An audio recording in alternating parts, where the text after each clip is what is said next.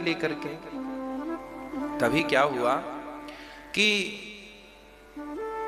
भरत जी महाराज ने देखा कि सामने चींटियां हैं, चींटियां दब ना जाएं पांव के नीचे, तो भरत जी ने छलांग लगा दी। अब जब छलांग लगी तो राजा रहुगण के पालकी सिर पे टकराई। राजा रहुगण ने कहा, क्यों रे, कौन है ये उछल कूद कर रहा है? कहारों ने कहा, ये है नया नया। अच्छा ठीक है भाई, समझाओ।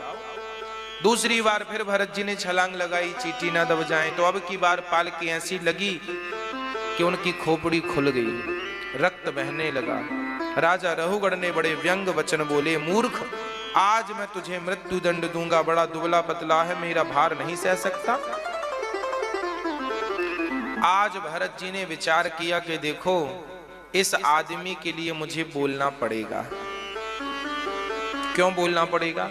क्योंकि इसकी पालकी मैंने उठाई है, मैंने इसकी पालकी कंधे पे रखी है, और यदि मैंने इसे ज्ञान नहीं दिया तो कल को लोग कहेंगे कि जिसकी पालकी भरत जी ने उठाई वो मूर्ख का मूर्ख ही बना रहा। इसलिए इसकी पालकी उठाना, इसको ज्ञान देना जरूरी है। प्रिय भक्तों, ज्ञान पात्र को देना चाहिए, सुपात्र को। कुपात्र को ज्ञान देने से क्या फायदा? कच्चे घड़े में पानी भरोगे तो बह जाएगा, उसमें भरने का कोई फायदा नहीं है। भाई पके हुए घड़े में भरोगे तो ठहरेगा। ज्ञान उसे दो जो आपके ज्ञान के योग्य है। योग्य है ही नहीं, उसे दे भी दोगे ठहरेगा नहीं, गिर जाएगा, निकल जाएगा। इसलिए भरत जी ने आज ज्ञान देना उचित समझा। क्या कहा? त्वयोदितं व्यक्तिमविप्रलब्धम् भर्तुः समे स्याद्यदि वीर्यभारः गन्तुर्यदि स्यादधिगम्य मध्वा वेतिरासौ नाविदां प्रवादः। क्या कहा भरत जी ने?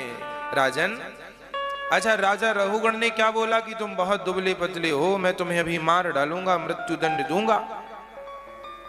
भरत जी ने कहा, तुम मारोगे किसे? किसे मारने की बात कर रहे हो? शरीर को या फिर आत्मा को? मैं कौन हूं? मैं आत्मा हूं, मैं शरीर नहीं हूं। शरीर को तुम क्या मारोगे? अच्छा एक बात बताओ, मुर्दे को आप कुल्हाड़ी से काट दो तो क्या उसे दर्द होता है? भरत जी ने कहा, मैं शरीर नहीं हूं। शरीर तो देखो मुर्दे के पास भी होता है, आपके पास भी शरीर है। अब ये बताओ कि आप शरीर हो कि आपसे शरीर अलग है? हम सबसे शरीर वैसे ही अलग है जैसे मोबाइल और सिम दोनों अलग अलग है, पर मोबाइल में सिम डले तो मोबाइल काम करे। ये शरीर मोबाइल सेट की तरह होता है, आत्मा सिम कार्ड के जैसे होती है। आत्मा आई तो शरीर ने काम करना स्टार्ट कर दिया, आत्मा निकल गई तो फिर कुल्हाड़ी से आप काट दो, आग में जला दो, कोई फर्क नहीं पड़ता। इसलिए मैं शरीर नहीं हूं, मात्र आत्मा हूं। इसलिए आत्मा को अविनाशी कहते हैं। आत्मा का स्वरूप क्या है? हम परमात्मा के अंश हैं। इसके बारे में कल हमने आपसे चर्चा की थी।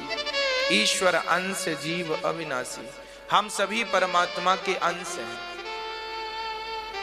जैसे घड़े में सूर्य का प्रतिबिंब दिखाई पड़ता है, दर्पण में आपका चित्र दिखाई पड़ता है, उसी प्रकार हम सब के भीतर जो आत्मा है वो परमात्मा का ही चित्र है। जैसे दर्पण के भीतर आपका चित्र दिखता है, ऐसे आपके भीतर परमात्मा का चित्र दिखता है ना? इसलिए हमें अपने आप को शरीर ना समझकर आत्मा समझना चाहिए, और हम अविनाशी हैं, कभी ना मरने वाले हैं। आप अपने माइंड से, अपनी बुद्धि से, दिमाग से मरने का भय निकाल फेंको। मैं कभी मरूंगा ही नहीं, ये याद रखो। मैं अमर हूं क्योंकि मैं आत्मा हूं और आत्मा कभी मरती नहीं। अच्छा ये बताओ, ये क्या है? सोना। सोना अभी किस आकार में है? अंगूठी के आकार में है। अच्छा, जब ये सोना अंगूठी नहीं रहा होगा तब ये क्या रहा होगा? मैं आपसे पूछ रहा हूं, बताओ। जब ये गोल्ड अंगूठी नहीं था तब ये क्या था? बोलो बोलो, क्या था? गोल्ड ही था ना। ये अंगूठी बनने के पहले क्या था? सोना ही था। अभी भी क्या है? अभी भी क्या है?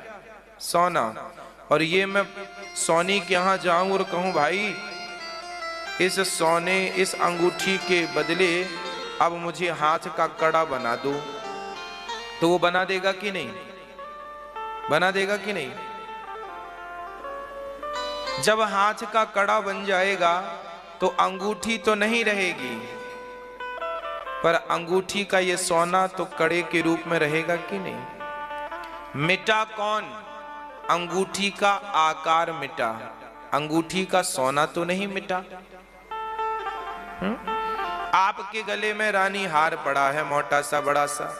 आपका मन हुआ कि चलो इसको तोड़वा करके आभूषण और बनवाते हैं, बाजूबंद है, चूड़ियां हैं, ये है वो है।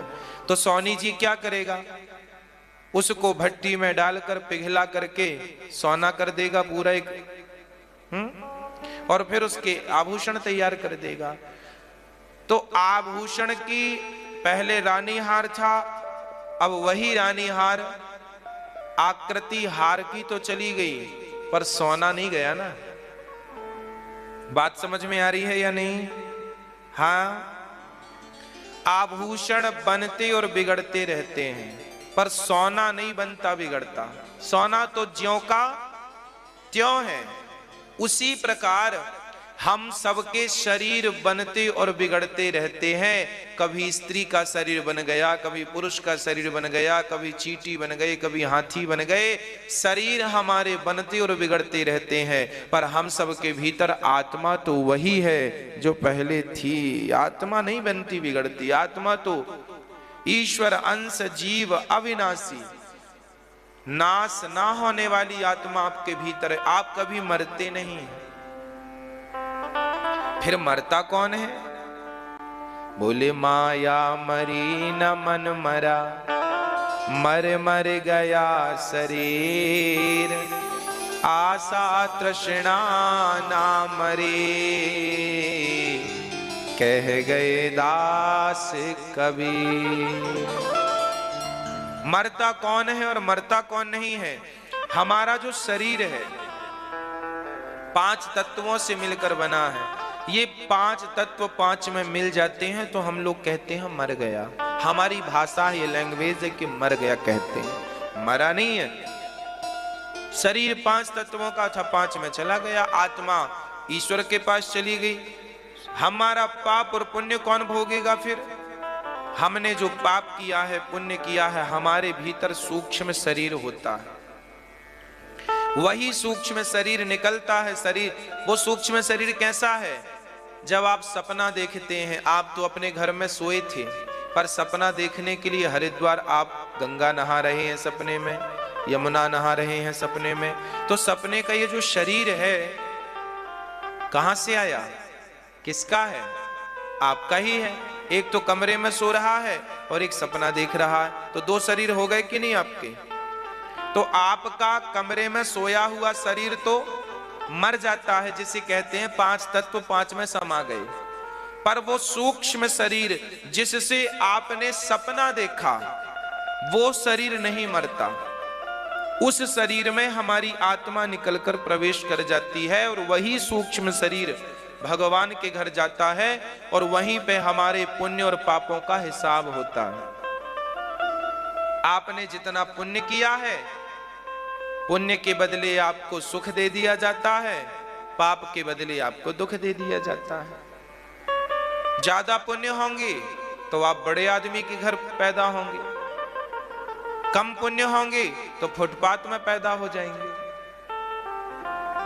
हाँ भाई, बजट ज्यादा होगा तो आप अच्छी कोठी बना लोगे, बजट कम होगा तो घास फूस में रह लो, गुजारा सब जगह हो जाता है।